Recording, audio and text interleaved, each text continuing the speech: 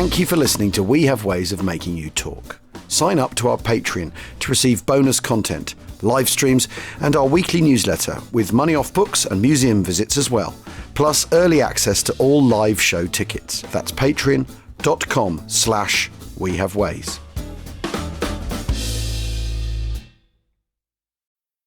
Fellas, you know Degree Cool Rush deodorant, right? Well, last year they changed the formula, and guys were mad about it. One dude even started a petition. So guess what? Degree heard us, admitted they messed up, and brought the original Cool Rush scent back exactly how it was. And it's in Walmart, Target, and other stores now for under $4. So grab some and remember why its cool, crisp, and fresh scent made it the #1 men's antiperspirant for the last decade. Degree Cool Rush is back, and it smells like victory for all of us. Hey, Fidelity. How can I remember to invest every month? With the Fidelity app, you can choose a schedule and set up recurring investments in stocks and ETFs. Oh, that sounds easier than I thought. You got this. Yeah, I do. Now, where did I put my keys? You will find them where you left them. Investing involves risk, including risk of loss. Fidelity Brokerage Services, LLC, member NYSE, SIPC.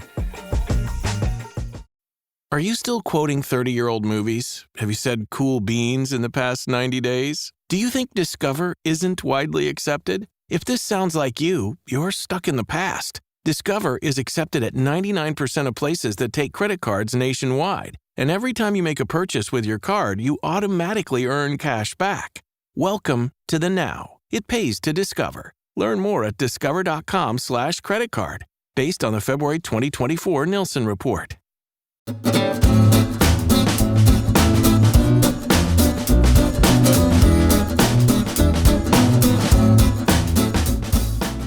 Decrepit, scruffy, and often completely exhausted German soldiers and officers are laying their guns down everywhere in the streets and squares, and giving themselves up in droves as prisoners to our troops. The Germans are flying white flags on many houses. Right at this minute, I see 2 Hitler officers walking with lowered banners and no guns from the Tiergarten Park towards the Brandenburg Gate, near which there lies a pile of guns, and crowds of German soldiers and officers are standing.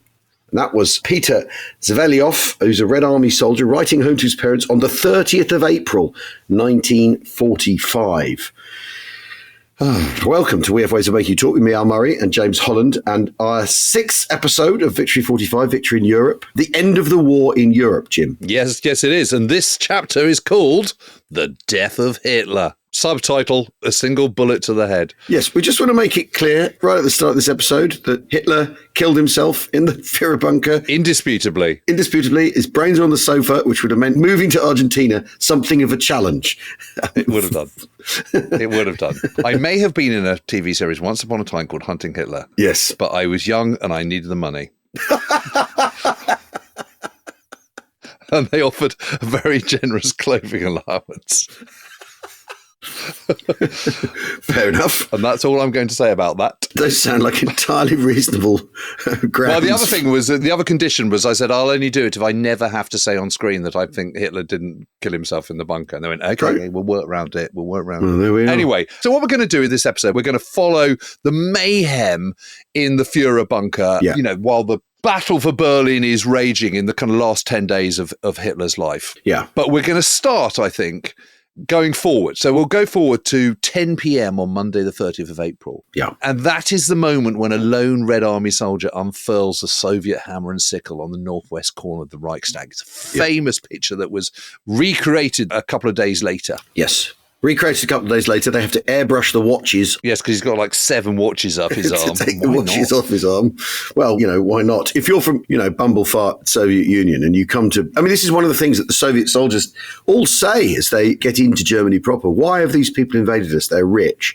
What was it Germany could possibly have wanted from us? Very, very good question.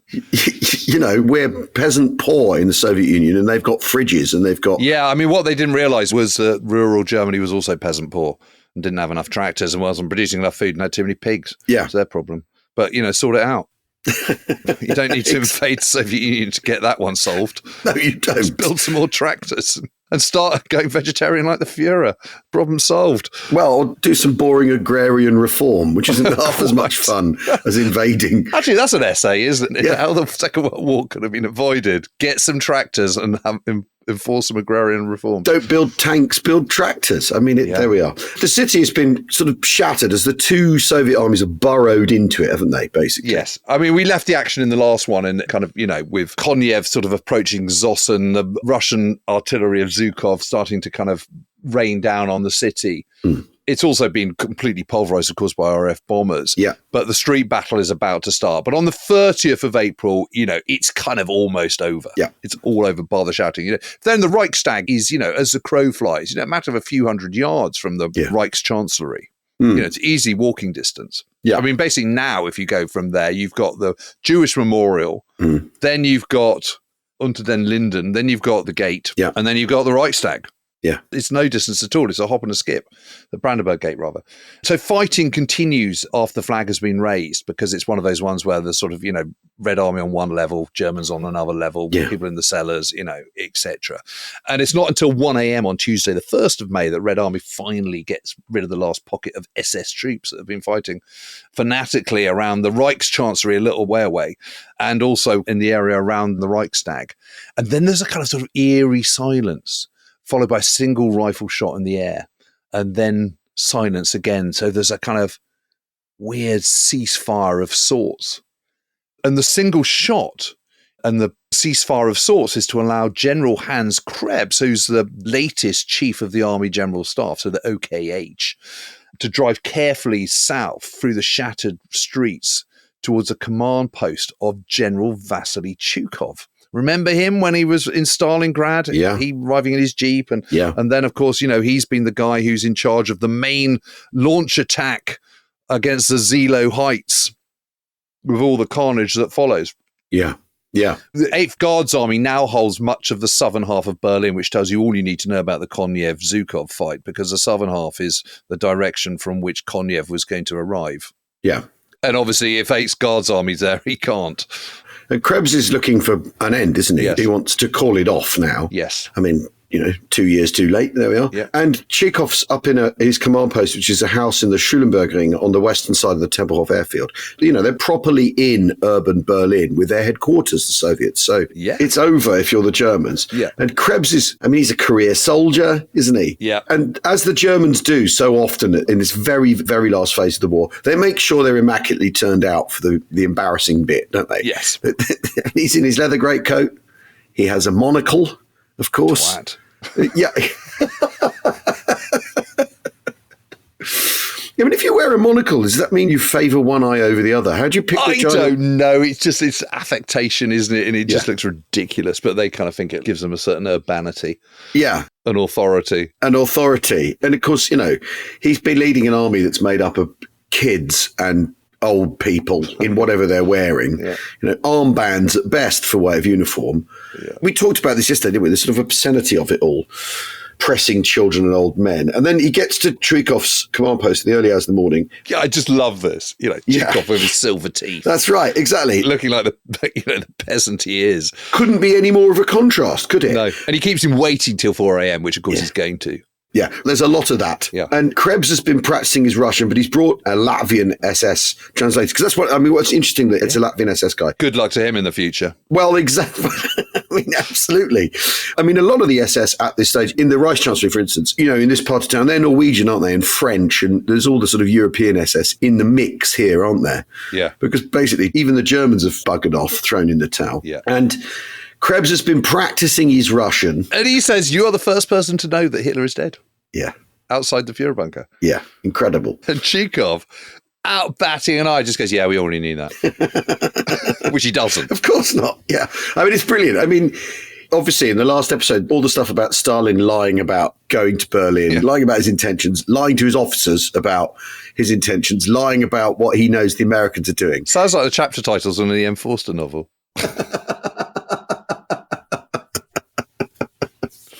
Very good. Lying to George, yeah. Lying to George. So then Krebs, obviously, because everything has to go up vertically in the Soviet Union, he has no autonomy. So he calls Zhukov Zhukov immediately sends for his deputy, who's Vasily Sokolovsky, to go to Chukov's command post because he doesn't want Chukov taking any of the glory. They're just all so appalling, aren't they? And then, of course, he has to ring Stalin. And Stalin's asleep. Yeah, I know. And they say, we can't possibly leave, wake him up. And he goes, no, you got to wake him up. You got to wake him up. When he does wake him up, Stalin goes, pity we couldn't take him alive. Yeah. Where's Hitler's corpse? Yeah. According to Krebs, Zhukov tells him, his body were burned. Yeah. Sticking with the Armando Iannucci. Yeah. Tell Sokolovsky no negotiations except for unconditional capitulation with either Krebs or any of others of Hitler's lot. And don't ring me until the morning if there's nothing urgent. It's absolutely ridiculous, isn't it? I mean, it's absurd, isn't it? Like, don't call me until the morning if there's nothing urgent. Like, it's the end of the war, mate. I think, if the city actually surrenders. It's all about who's in charge. That's just how the Soviet Union operates, isn't it? It's painful. It is painful. It's excruciating. And, there will be a contrast with how the Allies deal with things, where they just crack on and they have initiative and all that sort of thing, which is very interesting. Go on, Jim. So first Chukov, then Sokolovsky, when he finally reaches 8th Guards Army CP, tries to pressure Krebs into surrendering the city. Krebs is a committed Nazi and, takes his ridiculous oath of loyalty to a ludicrous degree, refuses to agree anything until the Soviets recognize the new government, which is now under the command of Gross Admiral Karl Dönitz, he of, the U-boat arm fame earlier on in the war. And so Krebs is just arguing for a truce ahead of a formal surrender by Dönitz. Yeah. But the Russians go, absolutely no way. They know perfectly well they're just playing for time. Yeah. And what they're trying to do is get as many German troops west as possible while they can. And Zhukov's just having absolutely none of it. Yeah. Tell him, he told Sokolovsky, that if Gerbles and Bormann don't agree to unconditional surrender, we'll blast Berlin into ruins. So Krebs is allowed back to the Führer bunker with a warning that the ceasefire is going to be over by 10:15 that same morning, 1st of May 1945. And to reiterate, this is not the point at which Hitler is boarding a submarine for Argentina. We just want to make that absolutely clear. Yeah, he's not being airlifted out by Hannah Reich. No, because his body has been burned with petrol and he would find it very, very difficult to get in the limousine to Such take a spoiler alert. I mean, then, of course, because they haven't heard from the German leadership, the massed guns of the First Belarusian Front. And as we recorded in the previous episode, there's quite a lot of them. Yeah, I mean, it's not like the massed band of the Grenadier Guards in the modern era where that's like sort of 45 people. What we're looking at here is... That's 16,000 guns. Exactly. Start shelling the city.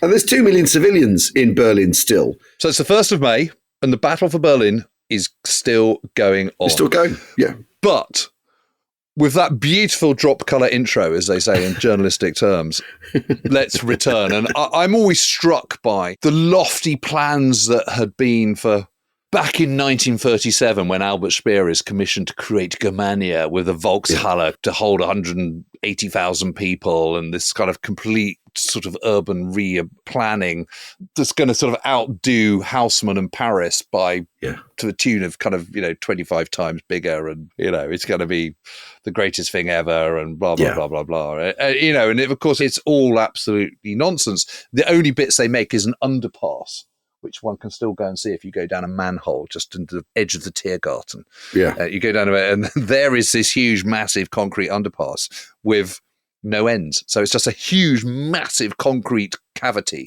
with a sort of slightly sloping down to the bottom where there is sort of inevitably a sort of a pool of water that's collected over the last 80 years. And then there is a proving ground, which is a sort of great big sort of concrete heavy thing to see whether the sand of Berlin can take it, which it looked like it might do. Well, it could take that. Whether it could take a Volkshalle of 160,000 people is another matter. Well, in a building a kilometre tall or whatever, I mean, it's all completely mad. It's absolutely bonkers. And, of course, the war gets in the way and it never really happens. But there is another moment, I think, which is probably the zenith of Hitler's power, actually. I mean, the zenith of his glory, I would say. The glory years of Hitler, which is the 6th of July 1940, when he's defeated France. He's defeated the Low Countries, he's defeated Denmark and Norway and Europe, and obviously Czechoslovakia and Austria and all the rest of it. And it seems like Europe is prostrate at his feet, and he returns back, and it's like a sort of old Caesarian kind of Roman triumph with him parading through in his 6-wheeled Mercedes and swastikas everywhere, and 250,000 people out on the streets cheering and waving and all the rest of it. Well, and a sense of relief in Germany. And a sense of relief, yes. And it's a beautiful sunny day, and everything's shining, and the red of the swastikas is sort of the blood red of the swastikas is particularly vivid. And it is a Berlin that's gleaming and glinting, and the modern city of culture and arts and shininess and excitement and relief and all those things you've just said. And yet, at the heart of it is total kind of malevolence and corruption and all the rest of it. And, 5 years on, all of that is gone, and this is a monochrome place of destruction and darkness and all the rest of it. Yeah. So by the 20th of April, which is his 56th birthday, the Führer birthday, Führer Geburtstag, I think you find is the official title. Everyone knows that it's all over. Yeah. Except the Führer, who's refusing to give it up. And that day, the plan is to fly the Führer out of the capital and to continue the fight as what's been known as the Alpine Redoute. So basically what he's going to do is he's going to go back to Berchtesgaden, go back to the Berghof and continue it there. Because after all, they've got a Reichschancellery and, you still can go and see it. It's still there in Berchtesgaden. Yeah. The Alpine Redoute is a sort of triangular area between Bad Reichenhall, which is just a little bit to the northwest of Berchtesgaden, and Salzburg in Austria. Yeah. And as you can imagine, most of the people in the Führer bunker are absolutely overwhelmed with happiness about this. There's still about 50 people down there. Yeah. And they've basically been permanently housed in this concrete, ghastly mausoleum since Hitler moves back there in March. Yeah. And no one knows it's there beyond the people in there. It's an unknown place, isn't it? No, exactly. It is a complete secret. Germans don't know where Hitler is. Nope. He's disappeared from making public announcements, hasn't he, since January? Nope. And is essentially invisible now. Yep. I mean, this is one of the things, isn't it? Goebbels spends most of the previous year urging Hitler to address the public more often and engage with them more often, and Hitler won't, will he? No. It's as though he knows he can't look him in the eye, is the thing. Yeah, and I don't think he can summon up the inspiration himself to kind of, his traditional rhetoric is to kind of start somber. Yes. With a bad point and end with a kind of point of hope. That's his shtick when it comes to, oratory. But how do you follow those rules in the current climes, If he's been saying anything, it's been about wonder weapons to try and offer hope. And the Soviets are in Berlin now. Forget about it. This bunker is part of the Reichschancellery complex, isn't it? Yes, this enormous kind of huge building built by Speer is in the garden behind. So the Reichschancellery fronts out onto Vossstrasse, as it is now. And it's this big, basically sort of dominates the whole week. And it's just off Wilhelmstrasse, which is where the kind of main ministries are.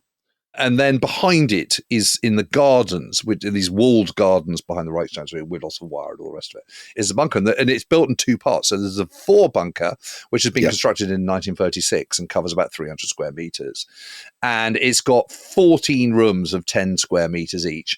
But then the second part, which is a little bit lower, so you go down steps into the second part, this is, strictly speaking, the Führer bunker. Yeah. And this is built on Hitler's orders back in 1943 after the RAF Bomber Command sort of makes several raids on the capital, in the autumn of 1943.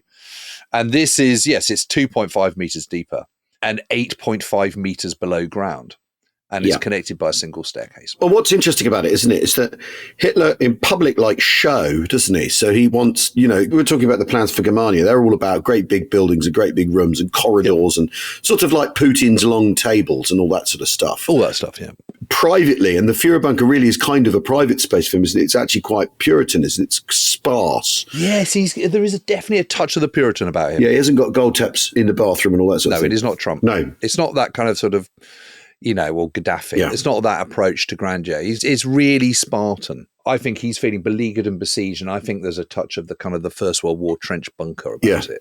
And I think that's going on in his head a little bit. But I think there's also in it him going, does no one know how hard this is for me? As part of his psychology, isn't it? I bear the burden, so look, I need to live underground somewhere that's bare walls and no frills. I'm suffering too, is I think what he's trying to sort of tell himself, isn't he? I think so. And he is suffering because he's not very well and, and it's all going horribly wrong. But compared to his people, as it were, that he's bearing the burden too because he's having to hide underground. Yes, he's not Konyev in his Schloss at Cottbus, put it that way. Exactly. And there's always self-pity in Hitler's psychology and makeup. And I think this is a way of sort of underlining it for himself. Yeah, so there's no parquet flooring, there's no wood panels, there's no grim, it's concrete, it's grey.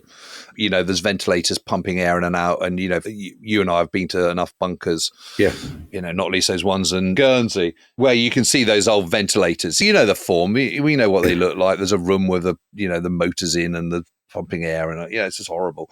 And, it's a bit damp.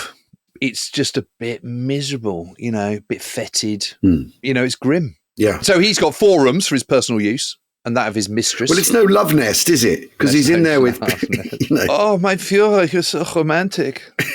You bring me to the nicest places. I have to look after the baby. Yeah, exactly.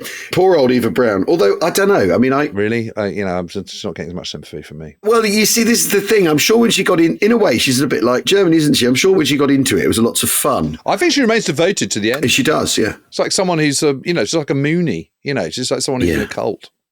She's just absolutely, all she needed to be was to be denazified. She could have a really good life. Anyway, so there's rooms for Martin Bormann, his secretary, for Dr. Theodor Morell, his doctor, Otto Guntscher, his ADC, and Sturmbannführer Heinz Linger, his valet. Everybody else, the secretaries, bodyguards, officers, generals, they're in the 4 bunkers. They're next door, yeah. Yes. But even though they're in this sort of subterranean concrete crypt, they can hear the guns getting closer.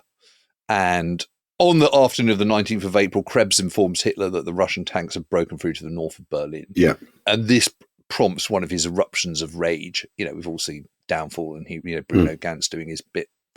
Shaky hand taking the spectacles off and all the rest of it, although that scene is still to come. And he explodes at the competence of his generals and so on. And clearly, he says, there's only one thing for it. He would have to take direct command himself. And you can just imagine everyone in the bunker just going, oh, no. Oh, crap. This is absolutely awful. I mean, the thing about that is also the idea that he isn't in direct command, actually. Yeah. Anyway, they aren't running everything past him anyway. And the thing is his birthday, it's a special day, isn't it, in the Nazi calendar? It's a day for street parties and... Well, yes, but the key thing is not only does he say that he's, all right, then I'll have to take command myself. He also says, and by the way, no thought of flying to Berchtesgaden. Yeah. And everyone's just, what? Yeah. I thought we were going. Yeah. No, we've got to stay here. So rather than celebrating in the beauty in the early, of the spring of the Bavarian Alps, instead they're staying in the kind of fetid tomb of the Führer bunker. Which leads Martin Bormann to write in his diary on the 20th of April, 1945, sadly, not exactly a birthday mood. Which I have to say, I've never been a fan of Martin Bormann, but he went up just a sort of micro notch. Exactly. A grim and sad affair, says Hitler's personal pilot, Hans Bauer. But, despite this, because he's a Führer, senior Nazis are trooping through. Yeah. In a kind of sort of funereal atmosphere, rather to sort of say, happy birthday, Führer. So Himmler, Goering, Keitel, Dönitz, Ribbentrop, they all make appearances, don't they? They all pop up, say happy birthday. Yep. He probably says thanks very much, rather we weren't in the... I mean, it's just the strangest thing to be bothered about someone's birthday in this situation. I know, it's absolutely extraordinary. And he's 56, but he looks 10 years older. He's shuffling like an old man. His back's bent, his left arm afflicted with the shakes he can't control. Vivid pale eyes, once burned so bright, etc. Now sunken deep inside his forehead and in his head and all the rest of it. The Führer is absolutely knackered, and he's, as has been much written about, Theodor Morell, his doctor, is giving him a kind of daily concoction of all sorts of unspeakable drugs. So more monkey glands, mein Führer. Yeah, exactly. And none of them who come in stay. No, that's interesting. Oh, is that the time? I really must be getting back to Flensburg. Yeah, happy birthday, see ya. Yeah, bye.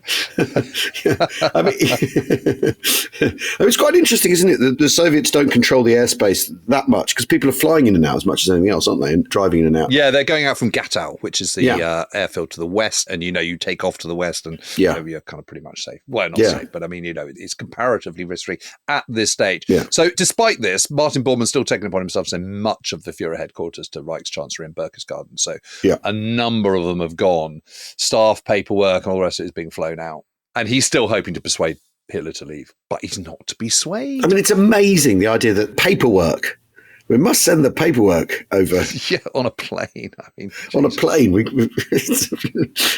Why? I mean, the thing is, though, for all this, there's 2.5 million civilians stuck in Berlin. They aren't being flown out with their paperwork to some redoubt. There's only one way to save them. Exactly.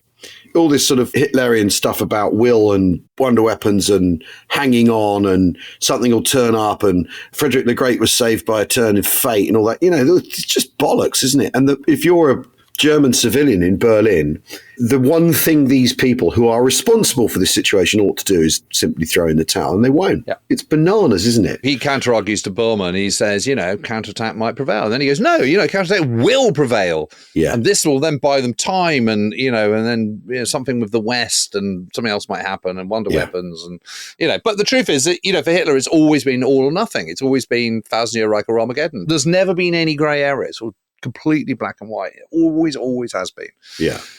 So, overnight and into the morning of the 21st of April, his birthday being the 20th of April, chaos reigns, of course, as it becomes increasingly clear that the Red Army is out the gate. So Joseph Gerbles, the Reich propaganda minister and also the Reich commissioner for Berlin, then announces that no man capable of bearing arms was permitted to leave the city. RF Bomber Command is over that night, the 20th, 21st. 76 mosquitoes bringing yet more destruction. Red Army troops of Konyev's 4th Ukrainian Front had, as we said yesterday in the previous episode, have crossed the River Spree. Yeah. They're closing in on Zossen. Ninth Army is effectively surrounded. 9:30 a.m. on the 21st of April, that is when the massive Red Army artillery barrage begins its assault on the city. Yeah. This wakes up Hitler, who doesn't like an early start. He likes getting up late in the morning and going on into the night. And of course, down in a bunker, sort of 24 hours, it's sort of lost its sort of normal shape, sense of day and night. Yeah. It's just one long continuous day of which at some point you're going to do some sleeping. So this wakes him up unshaven and bleary-eyed. He kind of, what is going on? It's like, duh, what do you think is going on? Okay, one guess, mein Führer. They're guns, they're coming towards us. Well, you're that deep underground and the guns that far away are waking you up. Surely it's time to face the music. The thing is, although the Red Army are completely unstoppable, this doesn't stop him plotting counterattacks and looking at maps. And also, and Krebs says to him, we need to pull back from Zossen at this point. Konyev's troops are almost upon them. Can I do that? And he goes, no. Yeah. You can't. Yeah. He finally relents just in the nick of time at 1 p.m. And literally the Russians Konyev's forces overrun Zossen that afternoon, the 21st of April. Yeah. It must have been it's a pretty short straw, isn't it, becoming the new chief of staff at this point? What's Krebs thinking? I know he's in loyal Nazi, but is he thinking the pension's great if I just hang on in there long enough? What's the incentive at this point? It's very strange. Yeah. Well, and everyone's sort of suggesting pulling back. So General Wilhelm Bergdorf, who's Hitler's chief adjutant in the Führerbund, suggests withdrawing Ninth Army to Berlin to help directly defend the city and reinforcing it with General Helmut Weidling's 56th Panzer Corps. Hitler's having none of it. He goes, no. Ninth Army is going to restore the front on the Oder at all costs. He looks at his map and he realizes that Heinrici had 3 SS Germanisch Corps in reserve. So this force, he decides, could be flung into the defense of Berlin against the northern flank of Zygmunt's first Belarusian. Yeah. But unbeknown to Hitler, most of the Germanisch has already been sent to reinforce Ninth Army 3 days earlier. Yeah. So amongst the units hurried to the Oder was the 11 SS Nordland, made up mostly of Swedes, Finns, Danes and Norwegians from Scandinavia. And the Nordland has already suffered 15,000 casualties in 1945. Which obviously is about 100% of its strength. Yeah. So it's further reduced getting to the front when it gets hammered by Russian Sturmovik ground attack aircraft. So basically, it is the 3rd SS Germanisch Corps in sort of name only. Yeah. But Hitler now rings SS General Steiner in person, who's the commander of the 3rd SS Germanisch Corps. And Hitler tells him to counterattack without delay. Yeah. You will see, he's told Steiner, the Russians will suffer the greatest defeat in history before the gates of Berlin. And, he's expressly forbidden to allow any of his troops to fall back west. Yeah. So Steiner is so dumbfounded by this, he can barely reply, because he's only got half-strength battalions of several hundred men each in his corps. Literally, he's got less than 1,000 men. Yeah. And Hitler's now telling him to, relabeling it an army group and telling him to plunge them into the first Belarusian front. So minutes later, Steiner, when he sort of gathered his composure, calls back and speaks to Krebs, explaining that what Hitler's demanding is completely impossible. And Krebs just repeats the orders. Doesn't happen, though. Yeah. Well, because, of course, he can't. Yeah. I mean, as these attacks are going on, Bormann's trying to get Hitler to leave, isn't he? Yeah. He's saying, you and your senior officers, you need to evacuate Berlin immediately. And then Hitler, it's quite interesting because he does start to sort of buckle, doesn't he? And he says, I'm not going anywhere, but anyone who wants to leave now is free to do so. You know, leave me to it. But the problem is that's easier said than done, isn't it? Yeah. There's only 4 Focke-Wulf condors available for the evacuation to Berchtesgaden. And of course, how safe is that as an option? How many flights will they be able to make before Berlin closes down? Yeah. And although there are people who are also not allowed to leave, so Bormann and Krebs and Gerbles and all that, they're going to stay with the Führer.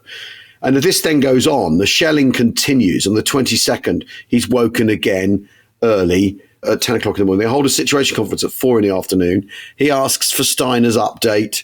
Steiner, the generals have to go, Steiner, his counterattack has not taken place. That is the scene from Downfall, isn't it? Yeah, that is the scene where there's silence and he kind of shaky hand takes off his round glasses. Steiner, which all too often is, the PlayStation 3 or, but tariffs. Steiner never realised that so many years later he would be so famous. Yes, and used as a meme in all sorts of extraordinary ways. Steiner! Yes, We've all seen that scene, but the conclusion of it is, Hitler saying, even the SS goes behind my back and deceives me wherever they can. Now I shall remain in Berlin and die here. Yes, the die has been cast. Yeah, exactly. We'll take a quick break while Hitler polishes his pistol and prepares his cyanide. And we'll be back shortly. If you can't laugh, what can you do? Well, it does feel a little like that, yeah. See you in a moment.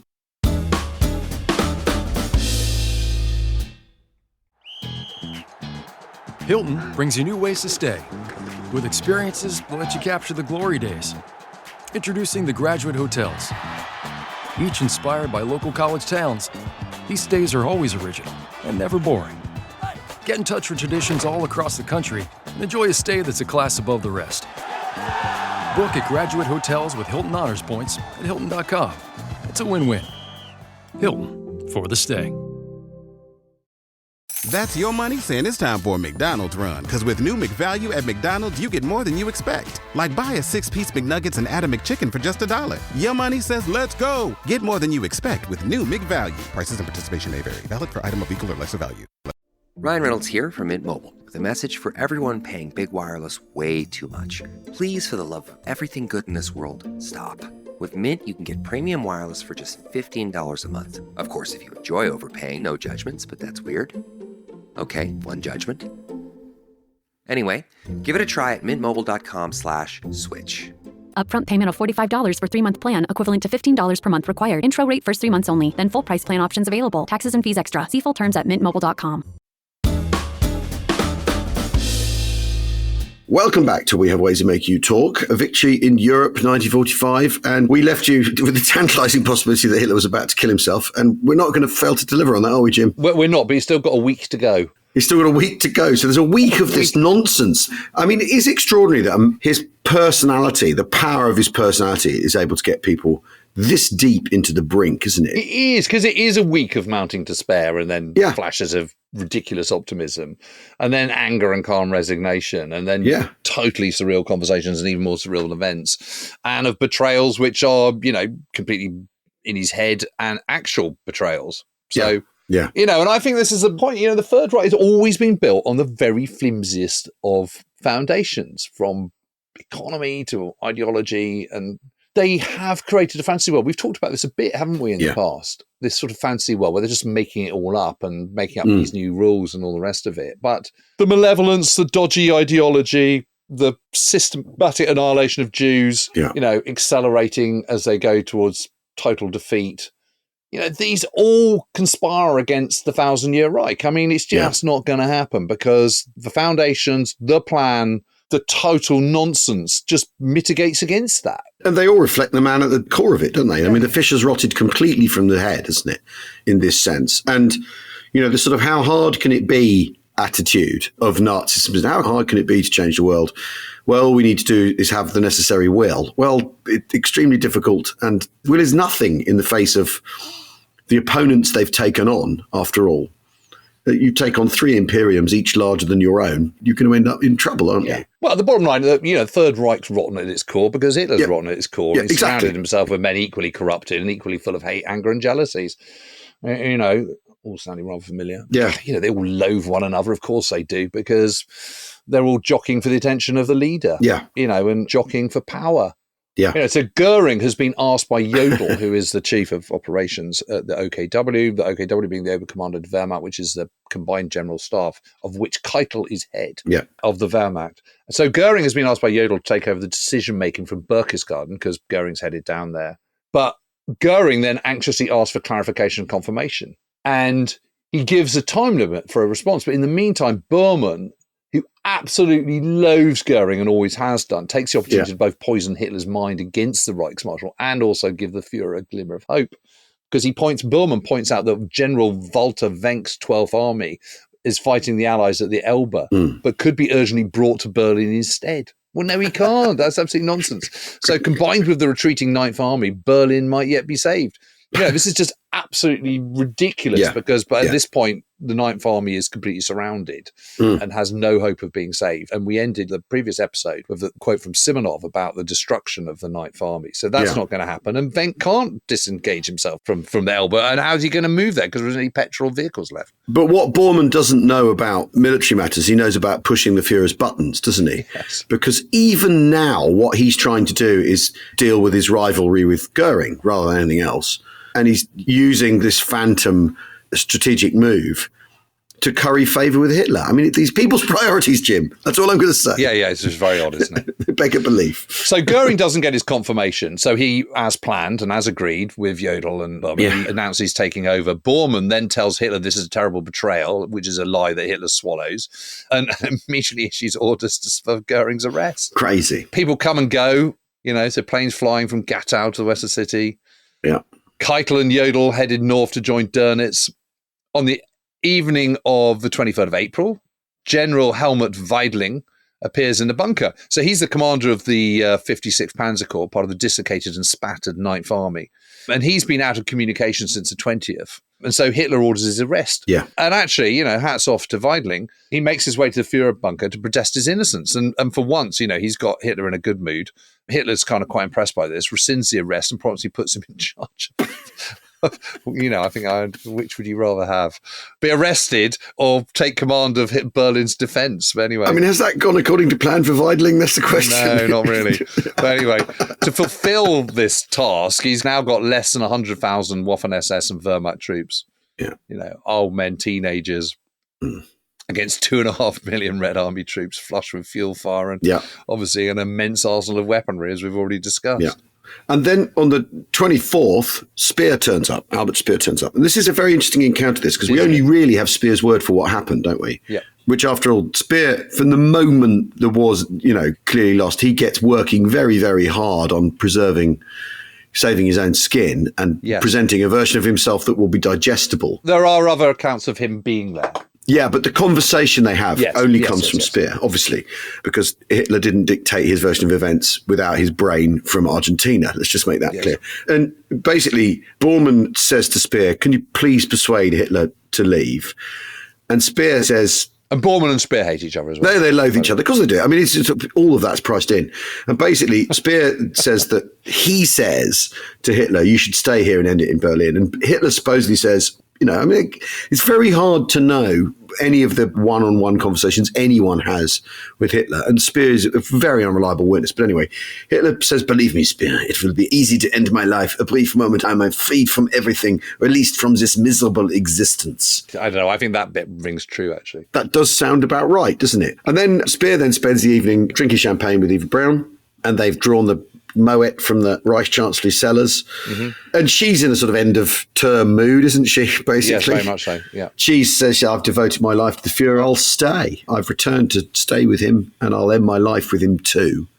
I mean, let's make no mistake, Speer at one point is without a doubt Hitler's heir, isn't he? I think you can say that firmly. It's certainly a big favourite of his. Big favourite, definitely, yeah. Hitler says, they say goodbye, gets a limp handshake, you're going then, goodbye. Speer thinks, brilliant, I'm out of here. Fab. Bye. Thank God for that. Yeah, laters. Yeah, completely. And then, I mean, the bitter business of the Gerbles family, they've decided, Josef Goebbels and his wife Magda and their 4 children, they move in. They move into the Fuhrer bunker. And they're determined. She's basically saying, life without Hitler, Third Reich, I don't want my children growing up in that world. But she's terrified of death as well. Yeah. Extraordinary. And the prospect of what they do about it is absolutely eating her up. I mean, she's just in a total twitter about the whole thing. Yeah. Then General Oberst Robert von Greim arrives, who's the new commander-in-chief of the Luftwaffe, and the test pilot Hannah Reich, who's, a big fan of the Führer. Von Greim's been needlessly summoned by Hitler from, I think he's up in Peenemünde, isn't he, at the time? Yeah. And Hitler wants to tell him face-to-face that he's in charge of the Luftwaffe, though there isn't really a Luftwaffe anymore. So they only reached the bunker by landing a Feisler Stork on the wrecked gun runway at Gatow, which is now kind of basically overrun. Yeah. Because it's not sort of big sweep across the city. They're surrounding it. They are coming from the west, but they're surrounding it and then infiltrating. So it's kind of like closing in on it. Like if you think of Berlin as a center, the German defense is getting smaller and smaller into the kind of sort of central to western side of it. Anyway, Gatow has gone. Von Greim is wounded in the foot by a bullet fired at them as they'd head-chopped him to the city. And they eventually reach the bunker around 6 p.m. on the 26th of April. So later that evening, Hitler tells Reich that she should die along him and gives her a phial of cyanide. She's like, she bursts into tears and pleads him to leave. I'll fly you out, she says, which has got conspiracy theorists going ever since. Yeah. But he says this isn't possible. Yeah. He said, by staying, I thought all the troops of the country would follow my example and come to the aid of the city. I hope they would make superhuman efforts to save me and thus save my 3 million compatriots. I mean, it's grand delusion bonkersness. Well, and also what's beginning to enter into that is the idea that Germany isn't up to the task he set it, that their will isn't good enough. I thought they'd follow my brilliant example. I mean, what of hiding? I mean, it's the other thing. Is that what example is he setting here? None. No one knows he's there. No one knows where he is. It's the purest fantasy. And then the next betrayal, of course, is a true one. Is someone who actually does do something that... Well, he does what... Okay, so this is Obergruppenführer Hermann Fegelein, who is Hitler's SS liaison officer, and he is married... Essentially his brother-in-law. Yeah. He's married to Eva Braun's sister, Gretel. And the truth of the matter is that Hitler said anyone who wants to leave can leave. So he thinks, great, I'll leave then. But he doesn't tell anyone. He just does it on the sly. That's the big difference. And Hitler says that anyone can leave apart from those who I might change my mind about the following day. And he's noticed on the 27th of April that he's not there. And so Hitler goes, where's Fegelein? I want him back. So Erich Kempke, who's Hitler's chauffeur, knows Fegelein has gone to this flat in Charlottenburg and so hurries to fetch him. And when he gets there, he finds him with another woman, some sort of, auburn-haired woman. He's wearing civvy clothes, bags packed, and a stash of money. And he's also pissed. And so before heading back with Kempke, rings Eva Braun and pleads her to intercede, but she says no. Yep. So Fegelein is brought back under arrest and put in a guarded room until he's sobered up. Then comes the news via Reuters radio report that Himmler's offered to surrender to the Allies, which he has. Again, an act of grand delusion, because as though the Allies are going to deal with Himmler, the head of the SS, forget it. So initially, Hitler takes this quite calmly, but then, as is his way, he kind of broods on it and works himself up into a kind of increased lather. Yeah. The refusal of Steiner to counterattack, the flight of Fegelein, the news of Himmler, as far as he's concerned, it's all add up. The SS have betrayed him. This is treason, So Himmler's out of reach, but Fegelein isn't. He's in a cell in the bunker and is now sobered up. So he's given a perfunctory court-martial by Bergdorf and taken out and shot, and that's that. Yeah. Good night, Charlie. Yeah. Complete summary justice. I mean, the thing is the Red Army are now in Potsdamer Platz. Literally just across the way. A few hundred yards. Yeah, exactly. So, I mean, the other side of Piccadilly Circus. Yeah. Leicester Square to Piccadilly Circus type distance. Yeah. I mean, really no distance apart. And after Fegelein's been bumped off, Hitler gets his valet and Sturmbannführer Heinz Linger, and he says, I want you to have 2 blankets ready and enough petrol to cremate 2 bodies. We're going to do it. We're going to kill ourselves, he says to Linger. And what I want you to do is, once we've done it, take the bodies up into the Reichschancellor garden and burn them, set fire to them. And burn them, and make sure you burn them good. Yeah. And Linger says, Jawohl, mein Führer. Yeah, okay. The problem is he's got to find the fuel. That's kind of easier said than done at this stage of the war. When you're completely surrounded by the Red Army, you haven't got any fuel anyway. Well, and also given that if you've listened to this podcast for as long as we've been doing it, the one thing the Germans are always short of is fuel. And here it is, right? This is the moment where they really do need it. They do need it, and they haven't got it, as ever. Yeah, well, they have to go and pilfer the garages under the Reich Chancellery and, siphon it out of tanks and stuff. Siphon it out, yeah. Anyway, obviously, the only people who actually want to die in the bunker are Hitler, Eva Braun, and the Gerbles, or rather Magda and Joseph Gerbles, not their kids. And everyone else wants to get out and survive. But there's a sort of terrible, surreal atmosphere in the bunker. And so there's a sort of afternoon tea in the bunker on the 28th of April where, everyone was sort of talking about what's the best way to commit suicide. And, it boils down to two, bullet to the head or cyanide. Yeah. And then it's agreed that it should just be individual preference. But before death, there's going to be a wedding. Yeah. And Hitler's always been very clear with Eva Braun that, he just can't marry her because he's already married to the German people, the lucky Volk. I mean, that's boy band logic, isn't it? I can't have a girlfriend because it'll upset the fans. I mean, that's like being in Westlife. Yeah. I mean, it's very strange, exactly. Horrendous. But anyway, it's the end of his life and he feels he's now free to do so after all. And he knows that she wants this and he is grateful to her for her loyalty and all the rest of it. She's come back to Berlin to be with him. So they get married and Goebbels and Bormann are witnesses. Champagne and sandwiches are served for the bride and groom and the guests. I mean, can you imagine? And everyone who sees Eva agrees she's been absolutely radiant. And afterwards, Heinz Linger makes great play of calling her Frau Hitler. Her eyes lit up. She gave me a happy smile and for a moment laid her hand on my forearm. A moment of intimacy. So it's now Sunday, the 29th of April. Yeah. And Hitler and his new wife are going to be married for barely 36 hours. Yeah, they're going on a honeymoon in hell, is the truth. That's what it comes down to. I mean, let's be clear. He doesn't go to South America. Hannah Reich doesn't fly him out, although she does leave. Yeah. Von Greim managed to escape in an Arado 96 on the 28th of April. Yeah. So this is a Luftwaffe trainer plane that's been kept on a tarpaulin near the Brandenburg Gate. And amazingly, they managed to go down the Charlottenburger Chaussee, which is that long road that goes down with the Reichstag on the right as you're looking west and goes from the Brandenburg Gate. And they managed to sweep out, without being shot. I mean, that is a miracle. Yeah. But anyway, Hitler's still there. And, he doesn't shave off his moustache and all the rest of it. And it's worth us pointing out here that those rumors about him being seen in South America, they are spread by the post-war Soviet KGB, Secret Service, purely to wind up the British and Americans and to test the response. It's the whole point of it. So people go, but, there are these reports, these CIA reports of it. They're just responding to the disinformation campaign that the KGB are posting. There's nothing more to it than that. Well, and they're duly investigated in order to show... Yes, and that is what they all conclude. But they're investigated for due diligence reasons, not because... Yes, and the conclusions of their due diligence are that there's nothing in it. Yeah, exactly. So what the conspiracy theorists always say is, look, there's this note from the CIA. And it's like, but look what they were writing, next Tuesday. Yeah. And then you got the complete picture. But there it is. The conspiracy theorist obviously doesn't want his theory to be deconspired. Disrupted by the truth. So he then dictates his last will and testament on the 29th. Yep. And that's, the Jews started it. I did what I could. The German people have failed to deliver. Turns out maybe they're not the master race after all because they've failed when I put them to the test. It's an absolutely obscene document. It's a really, really horrible thing. Who it's for, posterity will judge me, all that sort of crap. But he gets that out of his system. I mean, the other thing is everyone's armed in case the Soviets burst in. That's how close they know, and Bormann, Krebs and Bugdorf, they're all in the Führer bunker. They're in Hitler's rooms. Yeah. So he sleeps fully dressed on his bed. And then he speaks to, there's a telephone conversation with Weidling, which confirms that Berlin is lost, although the fighting continues.